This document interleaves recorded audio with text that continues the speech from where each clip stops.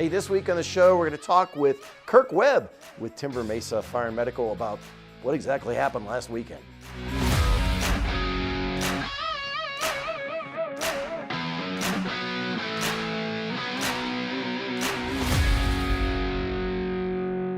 Hey, it's Birdman time for the Arizona White Mountain Podcast Community Shout. We're hanging out here, and we had a crazy weekend, mostly because of something that happened in town here in Sholo. I've got with me Captain Kirk Webb. Good morning. Mesa. How are you? I am doing great. Yourself? So good. One, we want to talk a little bit. Can you give us any information about what happened there at the Native Grill area? Yeah. And that's a pretty good sized complex that had several businesses in there, and of course we're still investigating, and a lot of it's just because we're having samples being sent off to the lab, so I'm waiting on results from that. But I'm not seeing anything that points to like an arson or this was done on purpose. So I know there's all kinds of rumors that get started with a fire, especially one this large, and unfortunately we got a lot of people that are out of a job at the moment, and I know they're it's a tough time. Everybody's struggling, and but I think everybody's working on getting, something going to. And nobody was injured. Nobody was injured. Okay. None of the firefighters. In fact, it was crazy because it was so cold that night, and luckily we didn't have any of our trucks freezing up. We've had that before, where it's so cold that pipes and things on the apparatus start freezing. But we did have like a skating rink. Yeah, I bet. So luckily we were able to get with City of Sholo Public Works and also ADOT. They brought out some equipment. They brought out a loader full of the sand with the salt, so that we covered up the areas where we're walking. I know I took a spill a couple of times, and it was a crazy night, really cold. And we actually even had a fire a night before that at a house fire. The same thing, -3 degrees on that one. Wow. And we're seeing a whole lot of chimney fires, attic fires.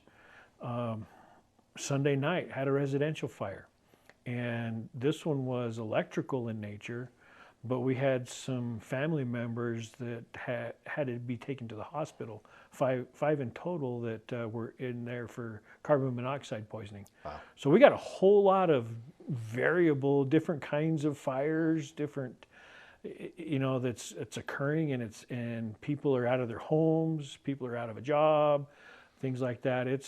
But it's nice to see the community kind of pulling together, helping these folks out. And, so I can't stress enough the importance of having alarms, early notification in a home, having those smoke alarms, making sure that they're not older than 10 years old. Right.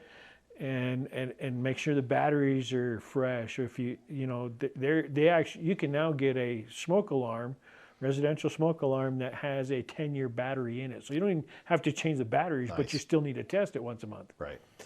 For commercial businesses, having that early notification, a fire alarm, is huge. So, and in a commercial setting like this, anymore these days, it's getting harder and harder to build without looking at the possibility, or in this case, had there been sprinklers in this building, I'm fairly certain that fire would never have escaped that first initial room where the fire started. So, I know we get a lot of people that give us grief over your fire inspection visits, and you got to do this, and you got to do that, but there's a reason, right? Yeah, and new buildings going in. Why do we have to sprinkler in my building? And there's a whole lot of things that are involved in that, and because we're looking at not only the safety of the public, but the safety of the firefighters. We in that fire at the Native Grill and Wings, we actually had some ceiling that came down and almost took, it's a danger for our crews in that situation. So there's a whole lot of things that could have taken place prior to that fire that could have mitigated the extent of that fire. Right. So super low humidity. Right. We've not had rain. It's real, real low humidity. And of course, it's really cold. So a lot of people are putting up fires, using heaters, all that kind of stuff. Just, you got to be careful and be aware, right? Right. In fact, I remember that going out that night when I get paged out for that fire. You know, it's what, 2:40 in the morning when I got paged out for that. I did not have to scrape ice off the windshield, which Right. normally we're doing that, and that's one way you can tell just how dry things are. If you're not getting that ice on your windshield, you know, this time of year, there's not very much moisture in the air, and it's scary, you know. And with the residential fire, one thing I learned, and you know, because I've always kind of taught folks that you know, a carbon monoxide detector is important to have when you Right. have some kind of gas-fired appliance or wood stove, fireplace, things like that, because that's where carbon monoxide is. But with this residential fire, it was a trailer, a modular that was all electrical inside there, Wow.